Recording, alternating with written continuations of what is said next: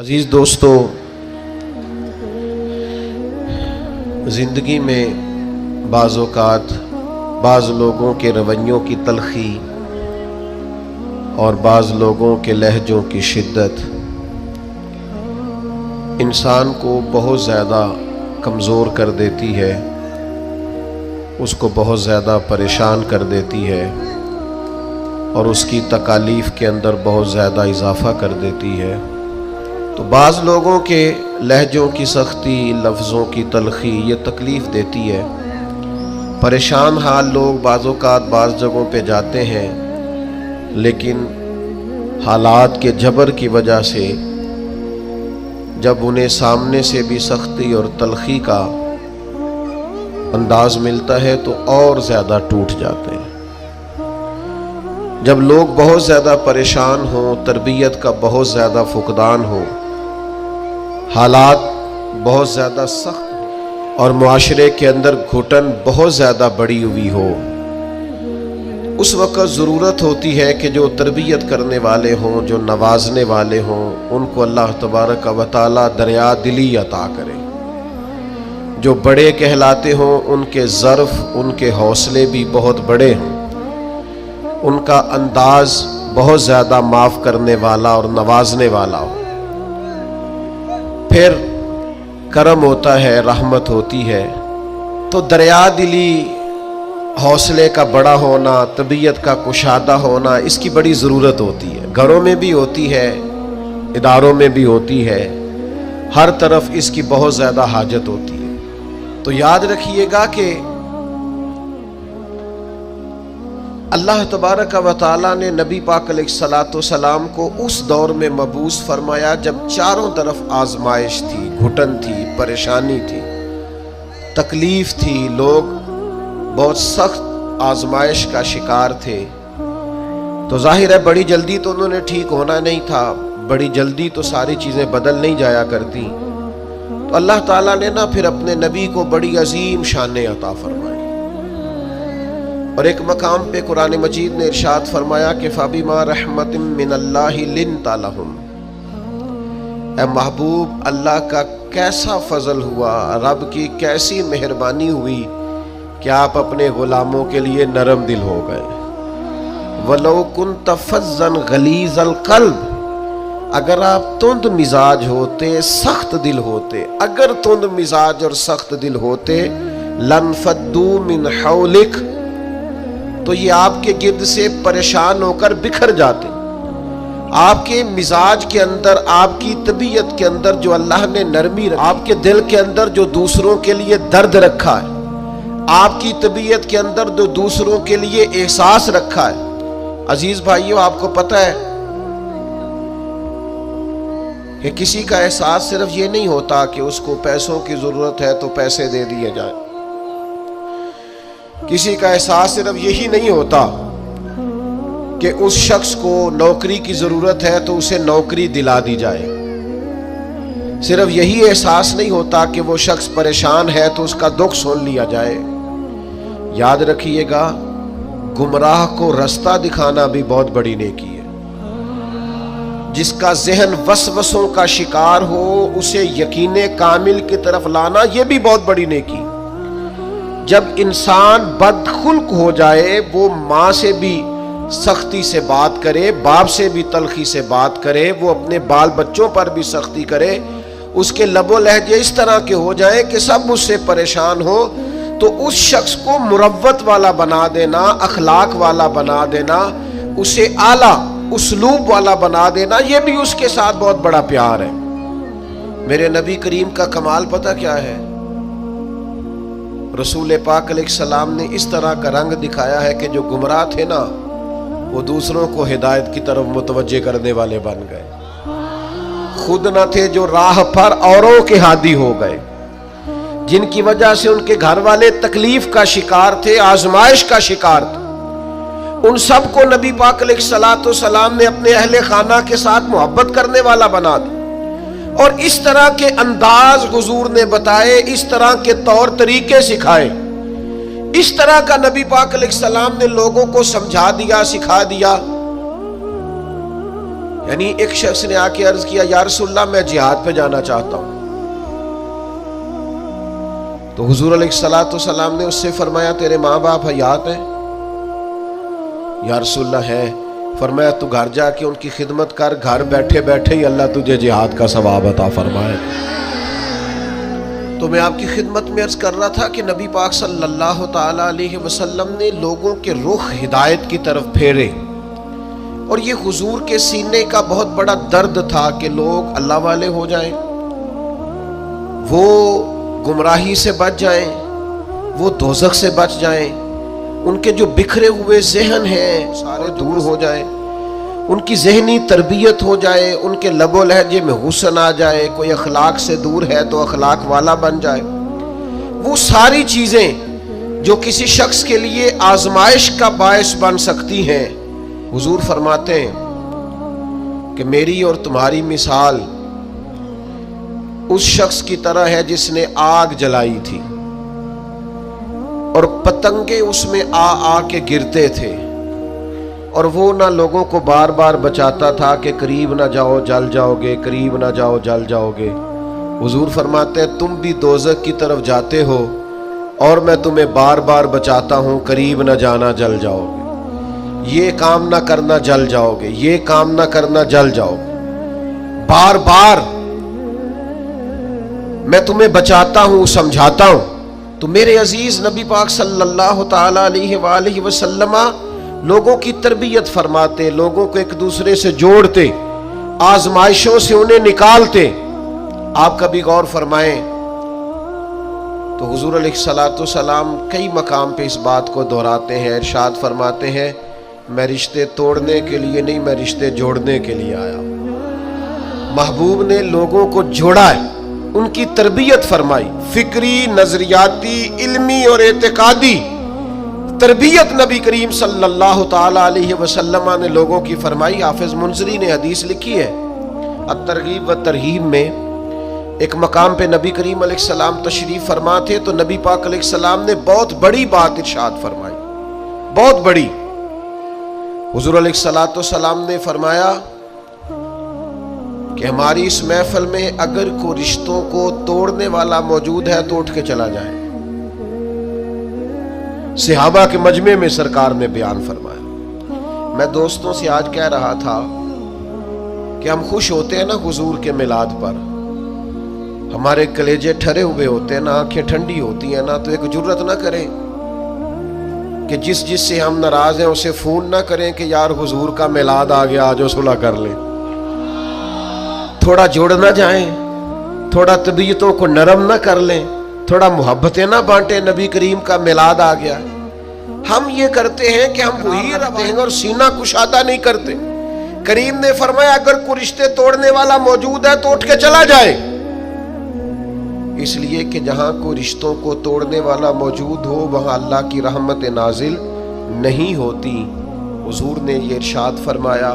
ایک صحابی اٹھ کے گئے، تھوڑی دیر کے بعد واپس آئے، عرض کی یا رسول اللہ میرے ماں باپ قربان ہو، ہمارا تو سب کچھ آپ کے قدموں سے وابستہ ہے نا، خالہ ناراض تھی، آپ کا ارشاد سنا ہے میں راضی کر کے آیا ہوں۔ فوراً عمل کیا۔ نبی پاک صلی اللہ تعالی علیہ وسلم نے لوگوں کو ہدایت کی طرف، نور کی طرف، نرم دلی اللہ نے عطا کی ہے نا حضور کو۔ ہم نہ توجہ نہیں کرتے لوگوں کی تکالیف پر،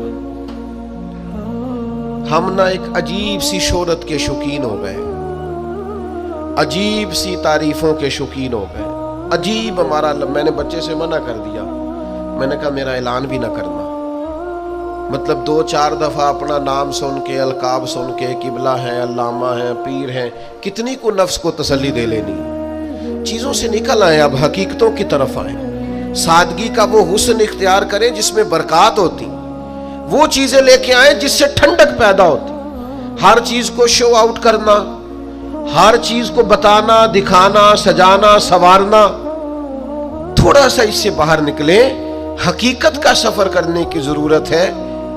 یہ لوگ دیتے ہیں نا غریبوں کو بانٹتے ہیں، سیلاب آ گیا، آزمائش آ گئی، راشن، تو ایک آٹے کی گتھی بٹ رہی ہوتی ہے، ایک لینے والا ہوتا ہے اور 6 نے ہاتھ رکھے ہوئے ہوتے ہیں۔ اگر تو آپ اللہ کی رضا کے لیے دے رہے ہیں تو پھر تو ضرورت نہیں تھی ان ساری تصویر سازیوں کی، اور اگر آپ کا کوئی اور مقصد ہے تو پھر بھائی کیا کہا جا سکتا ہے، پھر کیا سمجھایا جا سکتا ہے۔ ہمیں غور کرنے کی ضرورت ہے کہ ہم نہ ساتھ بھی دیتے ہیں تو مالداروں کا، ہم کھڑے بھی ہوتے ہیں تو تگڑے لوگوں کے ساتھ، وہ غریب آدمی جو الجھ جاتا ہے، مسائل کا شکار ہو جاتا ہے اور اتنا اعصابی طور پر تھک جاتا ہے کہ معاذ اللہ خودکشی تک کا لوگ سوچنے لگتے ہیں۔ یہ دیکھیے نا سیاستہ میں روایت، حضرت ابو سعید خدری رضی اللہ تعالیٰ عنہ بیان فرماتے ہیں، ایک تاجر تھا، اسے بہت زیادہ نقصان ہو گیا تجارت میں، وہ خسارے میں آ گیا اور وہ بڑی آزمائش میں آ گیا۔ آپ کو پتہ ہے دار ہوتا ہے تو اس کے دوست بھی بڑے ہوتے ہیں، دعوتیں پکتی ہوں تو آنے جانے والوں کی کمی نہیں ہوتی، لیکن اگر انسان کمزور پڑ جائے، نقصان ہو جائے، اگر اسے نقصان اور خسارے ہو جائیں تو وہ تیری آنکھ ہو یا سنگ ملامت کی چبھن، کون پہنچا ہے میرے درد کی گہرائی تک، دور شہرت میں تو یاروں نے کیا یاد بہت، پر ساتھ آیا نہ کوئی کوچہ رسوائی تک، ساری عمر یاٹا گد ہے لکھاں کیتے نہیں پیڑے، اب وقت آیا ہی تے محمد بخشا کوئی بھی نہیں بیٹھا نیڑے۔ چھوڑ جاتے ہیں لوگ، اسے خسارہ ہو گیا، تکلیف ہو گئی، قرضے چڑھ گئے، آزمائش آ گئی۔ نبی کریم کی بارگاہ میں جب وہ آئے نا تو حضور نے کچھ لوگوں کی توجہ دلائی، کریم فرمانے لگے اپنے بھائی کی مدد کرو، اسے قرضوں سے نکالے، اللہ نے مہربانی کی ہے، نبی پاک کو نرم دلی عطا کی ہے، آؤ ہم بھی سب حضور کا یہ فرمان یاد رکھیں اور ایک دوسرے بھائی کا بازو تھامیں اور لوگوں کو آزمائشوں سے نکالیں۔ حضور نے فرمایا مدد کرو، تھوڑے تھوڑے پیسے سے آبا نے جمع کیے، لیکن وہ حالات بڑے سخت تھے، اتنے پیسے نہ ہو سکے کہ قرض ادا کیا جا سکے، قربان جائے۔ پھر نبی پاک نے اس شخص کو بلایا جس کے پیسے دینے تھے، فرمایا تھوڑے لے لے، اور بیچارہ پریشان ہو گیا ہے، باقی تو معاف کر دے۔ کون ساتھ کھڑا ہوتا ہے؟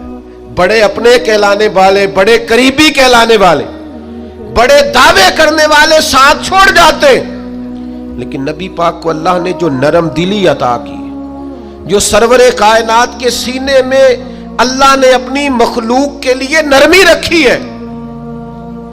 ہمارے ہاں نا جب تو کسی سیاسی جماعت کے بڑے کام کو شخص کر رہا ہوتا ہے تو وہ کہتے ہیں ہمارا سرگرم کارکن ہے،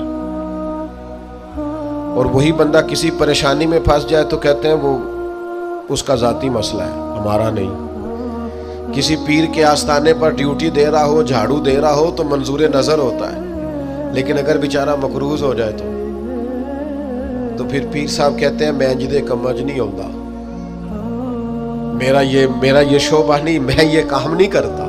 پھر لوگ بڑی آسانی سے دامن بچا کے گزر جاتے، او بھائی تو کس طرح کا ہے جو صرف سکھوں کا ساتھی ہے، حوصلہ دینا بھی پسند نہیں کیا، دو میٹھے بول بھی تیرے زبان سے نہیں نکلے۔ آؤ نا دیکھو میرے نبی پاک کو اللہ نے کیسی نرم دلی عطا کی ہے، کیسا رنگ دیا ہے، کیا محبوب کے سینے کو اللہ نے نوازا ہے۔ حضرت جابر ابن عبداللہ رضی اللہ تعالیٰ عنہ بیان فرماتے ہیں کہ میرے والد احد میں شہید ہو گئے تھے اور قرضے کا بوجھ تھا اور بہنوں کا ساتھ تھا، تو میں نے کچھ لوگوں کا قرض دینا تھا، تو باغ میں کھجوریں پکی ہوئی تھی، تو کچھ دیر تو میں نے انہیں روکے رکھا کہ کھجوریں پکتی ہیں تو دیتا ہوں، کھجوریں پکتی ہیں تو دیتا ہوں، کھجوریں پکتی ہیں تو دیتا ہوں۔ تو جب کھجوریں پکی تو کھجوریں تھوڑی اور قرضہ زیادہ، اب میں آزمائش میں آ گیا، کروں تو کیا کروں، جاؤں تو کدھر جاؤں۔ پہلے دوستوں سے بات کی، قریبیوں سے بات کی، اور جب کوئی سہارا نہ بچا تو میں دروازہ رسول پہ حاضر ہو گیا۔ وہ اپنے پرائے کا غم کھانے والا، مرادیں غریبوں کی بر لانے والا، مصیبت میں غیروں کے کام آنے والا، کون؟ وہ نبیوں میں رحمت لقب پانے والا۔ میں حضور کی بارگاہ میں گیا، یہ وہ بارگاہ عالی مرتبت ہے کہ حضور کے دروازے پر جو بھی چلا جاتا ہے نا، اللہ اس کے لیے رحمتوں کے دروازے کھول دیتا ہے۔ دوستوں کبھی غور کرنا حضرت جابر ابن عبداللہ گئے، یا رسول اللہ یہ پریشانی ہے، حضور نے پیغام بھیجا ان لوگوں کو جن کو قرض لینا تھا، فرمایا تھوڑے تھوڑے لے لو، بقیہ پھر مل جائیں گے، لیکن وہ یہودی تھے، انہوں نے بات نہ مانی۔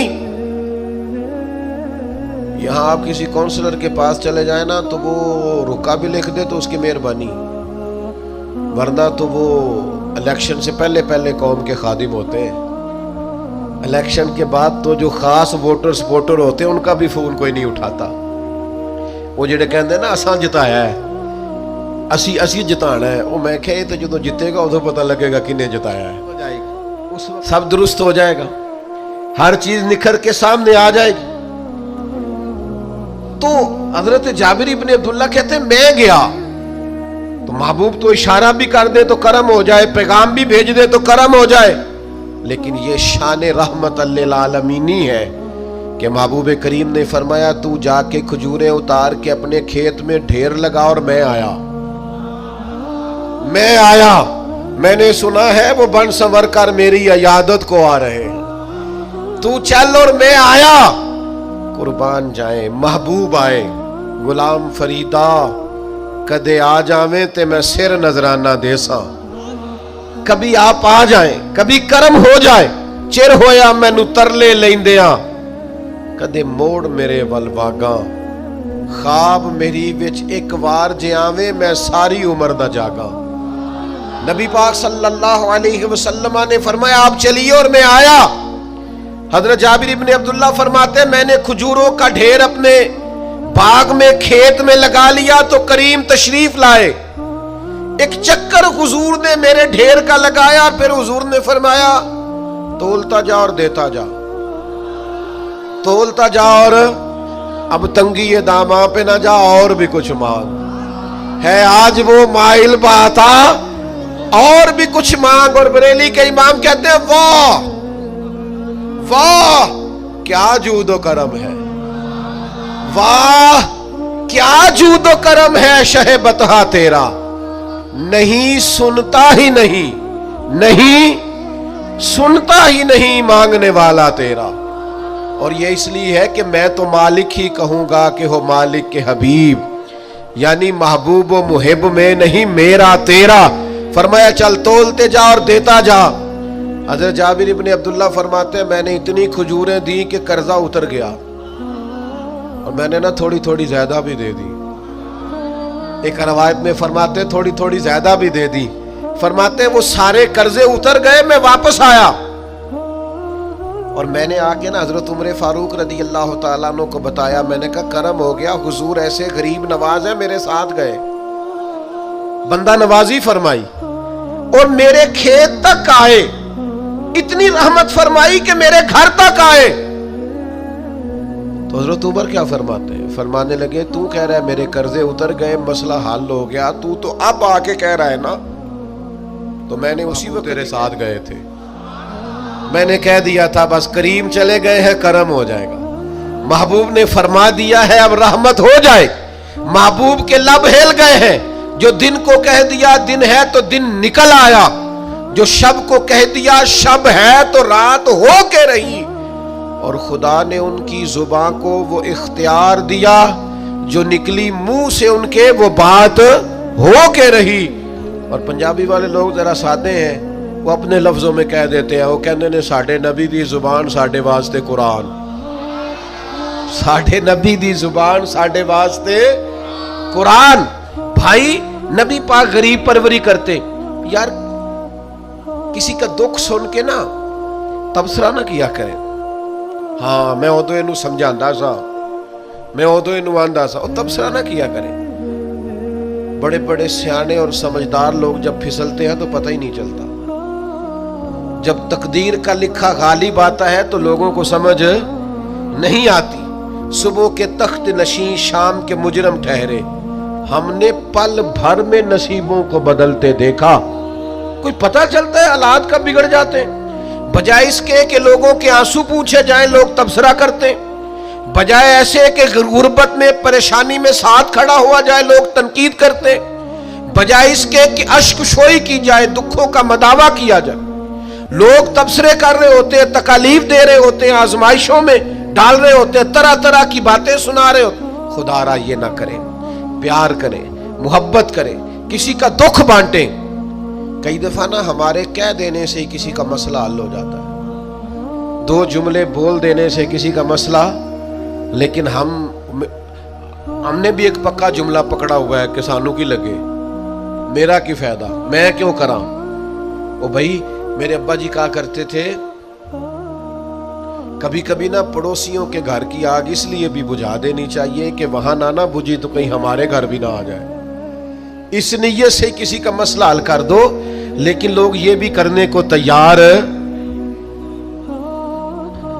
हजरत अब्दुल्ला इब्ने अब्बास रदी अल्लाह ताला अन्हु ना मस्जिद नबवी शरीफ में इतिकाफ बैठे थे। ज्यादा गौर, ये नौजवान ज्यादा गौर करें। मुफाद परस्ती बड़ी आम हो गई है, खुद गर्जी बड़ी आम हो गई। हमारे यहाँ लोगों को सिखा दिया गया है कि अपना नफा पूरा करो जैसे भी होता है। अच्छी तरह समझ लेना, किसी के बच्चों का हक छीन के अपने की नहीं होगी। किसी का घर लूट के अपने घर लाओगे तो पैसे तो आ जाएंगे, हो सकता है महंगी महंगी चीजें भी आ जाएं, पर सुकून नहीं आएगा, इत्मीनान नहीं आएगा। ये कैसे हो सकता है कोई तेरी वजह से रोए और तू हंसे? ये मुमकिन नहीं होता। वमा असाबकुम मिन मुसीबतिन फबिमा कसबत ऐदीकुम, अल्लाह फरमाता है तुम्हें जो मुसीबतें पहुंचती हैं तुम्हारे हाथों की कसब की वजह से पहुंचती हैं। वह याफू अन कसीर, बहुत सारी बातें तो अल्लाह माफ कर देता है। मेरे अजीज, थोड़ा सा ना देखें कि हम किसी की तकलीफ में कितनी आसानी कर सकते हैं, उसकी परेशानी को कितना दूर कर सकते हैं। हमारे किरदार अदा करने से किसी को क्या फायदा हो सकता है। हजरत अब्दुल्ला इब्ने अब्बास रदी अल्लाह ताला अन्हु मस्जिद नबवी में इतिकाफ बैठे थे। इमाम बहकी रवायत लाए। आपने देखा एक साहब ना मस्जिद नबवी शरीफ में तशरीफ लाए और एक कोने में बैठ के ना तो बड़ी परेशानी से उन्होंने गर्दन झुका ली। तो हज़रत अब्दुल्ला इब्ने अब्बास उनके करीब गए और जाके कहा, मियाँ क्या बात है, क्यों परेशान हो? तो उस बेचारे की आंखों में आंसू आ गए, रो के कहने लगे, मकरूज हूं, एक वादा कर लिया था कि आज पैसे लौटाऊंगा, आज मेरे पास रकम नहीं बनी। अब वो साहब आएंगे और फिर मुझे सख्त जुमलों से नवाजेंगे, तकलीफ में हो। मकरूज बेचारा कैदी होता है। फौरन हजरत अब्दुल्ला इब्ने अब्बास हुजूर अलैहिस्सलाम के चचा के साहिबजादे मेरे करीम महबूब के अजीम से आबी हजरत अब्दुल्ला इब्ने अब्बास फरमाने लगे, मैं अगर चलूं तो तेरा मसला हल होता है? उन्होंने कहा, हुजूर कमाल हो जाएगी। तो एक मिनट नहीं लगाया, हजरत अब्दुल्ला इब्ने अब्बास मस्जिद से निकले, जूते पहन लिए, जल्दी से वो साइल बोले, कहने लगे, हुजूर रुकिएगा रुकिएगा, शायद आपको याद नहीं रहा आप इतिकाफ में थे, शायद आप भूल गए, आप इतिकाफ बैठे हुए। तो अब हजरत अब्दुल्ला इब्ने अब्बास की आंखों में आंसू आए। फरमाने लगे, मैं भूला नहीं, मुझे याद है, मुझे इतिकाफ याद है। और फिर हुजूर की कब्र नूर की तरफ इशारा करके कहने लगे, अभी ज्यादा देर नहीं हुई कि मैंने इस मज़ार में आराम फरमा महबूब से खुद सुना है कि जो किसी भाई की मुश्किल में उसके लिए आसानी कर देगा, अल्लाह 10 एतिकाफ करने से ज्यादा सवाब अता। तो एक का सवाब लूं कि 10 का लूं? मैं तेरे साथ चलता हूं ताकि मुझे बड़े एतिकाफ का सवाब मिले। ये वो तालीमात हैं जो नबी करीम ने अता की हैं, ये वो तालीमात है। यही है ज़ौक़ इबादत की इंतहा सागर, यही है ज़ौक़ इबादत की इंतहा सागर कि गमे हयात के मारों का एहतराम करो। जो दुखों में घिरे हुए लोग आए ना, उन पर तवज्जो करो। जो आजमाइशों में डूबे हुए लोग आए, उन पर तवज्जो करो। हमारे रिश्तेदारों में, हमारे दोस्तों में, हमारे मोहल्लेदारों में, हमारे जानने वालों में बहुत सारे लोग ऐसे होते हैं जिन पर आजमाइशें आती हैं, वो तड़प तड़प के उनका मुकाबला करते हैं। लेकिन हम आगे बढ़ने के काबिल होते हैं, बाजू थाम सकते हैं, तसल्ली दे सकते हैं, हम तवज्जो नहीं करते। इतनी बड़ी तादाद में आप आए हैं, इतने सारे लोगों में से अगर हम चंद भी बदल जाएं, کہ آج کے بعد ہم اپنا رویہ بدلیں گے، لب و لہجہ بدلیں گے، انداز بدلیں گے، ہم اپنے ذاتی اخراجات کو تھوڑا سا کم کریں گے۔ آج کل مسئلہ ضروریات کا نہیں، خواہشات کا ہے۔ کھانا تو سب کے یہاں چلتا ہے، لیکن مسئلہ یہ ہے کہ اچھا کھانا پکا ہوئے بھی ہو تو رات کو فاسٹ فوڈ کھانا ہے، کپڑے بہترین ہیں، پھٹے نہیں، کچھ بھی نہیں، لیکن یہ کہ ڈیزائن بدل گیا ہے، لیکن یہ کہ میں پہلے بھی پہن کے فلاں جگہ پہ گیا تھا، لیکن یہ کہ وہ کیا کہے گا کہ اس کے پاس ایک ہی جوتے ہیں، ساری زندگی بندے راضی کرنے پہ لگا دی اور وہ پھر راضی نہیں ہوئے۔ کچھ ٹائم لگا رب رسول کو راضی کرنے پر، کچھ دیر کے لیے اللہ کی رضا والے کام بھی کر، تو تھک گیا ہے بندوں کو مطمئن کرتے کرتے، کچھ نہیں بنا۔ کچھ لوگوں کو شوق ہوتا ہے نا، میں مشہور ہو جاؤں، میرا نام ہو جائے، تو آپ جتنی مرضی تصویریں کھینچ لیں نہیں مشہور ہو سکتے، یہ تبھی ہوگا جب کریم چاہے گا۔ ان الذین آمنوا وعملوا الصالحات سیجعل لهم الرحمن ودا، رب کہتا ہے جو ایمان لانے کے بعد نیک عمل کریں گے میں لوگوں کے دلوں میں محبت پیدا کر دوں گا۔ یہ کوئی وجہ ہوتی ہے، یہ کوئی حکمت ہوتی، یہ کوئی سبب ہوتا ہے۔ اللہ تعالی ہمیں معاف کرے اور ہمارے حال پہ رحم کرے، ہم اس کے بڑے عاجز بندے ہیں، لیکن لوگوں سے نہ عزتیں چاہیں، ایسے کام نہ کریں۔ آج کل آپ یقین کریں بعض وزادار لوگ بھی سوشل میڈیا پہ وہ حرکتیں کرتے ہیں مشہور ہونے کے لیے جو چہرہ دیکھ کے لگتا ہے کہ یار تجھے تو یہ زیبا نہیں تھا، تجھے تو یہ نہیں کرنا چاہیے، ایسی خدائی نہ دے کہ اپنے سوا کچھ دکھائی نہ دے۔ اپنے آپ کو بدلنا، اپنے اندر تبدیلی، ایسا ہونا چاہیے۔ مومن کی شان ہونی چاہیے کہ وہ کبھی کسی دکھی کو دیکھے تو اسے دکھ ہو، کسی آزمائش والے کو دیکھے تو اسے پریشانی ہو۔ مومن کا دل نرم ہونا چاہیے، وہ کسی شخص کی طرف دیکھے تو اسے احساس پیدا ہو۔ یہ کیا بات ہوئی کہ وہ جناب ساری آزمائشیں دیکھتا رہے، دکھ دیکھتا رہے اور اپنی موج میں بھی لگا رہے؟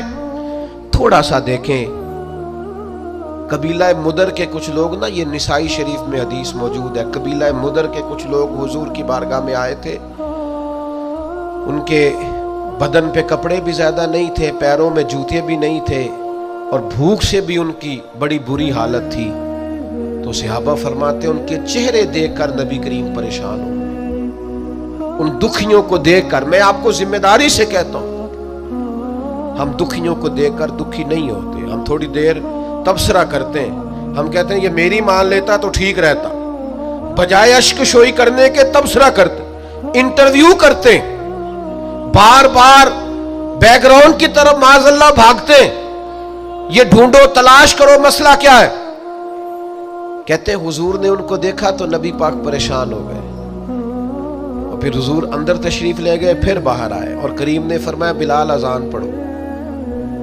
حضرت بلال نے اذان دی، نبی کریم نے جماعت کرائی، پھر حضور نے خطبہ دیا، اور پھر صحابہ کی توجہ دلائی کہ اپنے بھائیوں کی مدد کرو،